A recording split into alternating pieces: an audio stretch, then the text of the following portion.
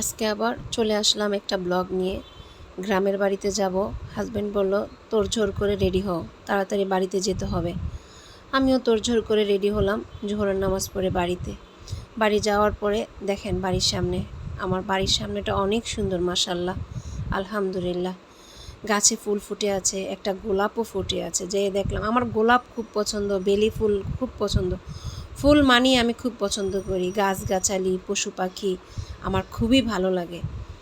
কার কেমন লাগে আমি জানি না, আমার এগুলা নিয়েই থাকতে ভালো লাগে। আমি এগুলা নিয়েই ব্যস্ত থাকি, নিজেকে ব্যস্ত রাখি। দুটা ছেলে বাসায় নাই, এখন আমি কি নিয়ে ব্যস্ত থাকবো? দেখেন ফুলটা, মাশাআল্লাহ, এত ভালো লাগছে বাড়িতে ঢুকে।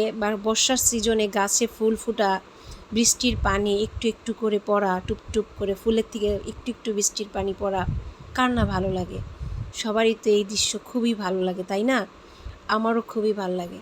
বৃষ্টির পানি, গাছ, পশু পাখি খুবই ভালো লাগে, যা আমার মন ছুঁয়ে যায়। এটা কাঁঠাল গাছ, আমার হাতে রোয়া। বাড়ি করার পর এই গাছগুলি আমি নিজের হাতে রোপণ করেছি। আর এর আগে আমার বড় ছেলে কিছু গাছ রোপণ করে গেছে। এগুলো ওই যে বড়, একদম বড় গাছগুলি আমার বড় ছেলের হাতের গাছ। এই যে আমার বাড়ির সামনে। আর আমার বাড়িতে ছাদে উঠে এই যে আমার আমড়া গাছ থেকে আমড়া পারলাম। আমার হাজব্যান্ড আমড়া পাড়তেছে, আর এখানে নিচে আমি আর আমার ভাইয়ের ছেলে মেয়ে একটু মানে কি বলে, গ্রামের ভাষায় টোকাইতাছি আর কি, টোকাইতাছি। এগুলো সব একসাথে নিয়ে নিলাম। বাহ,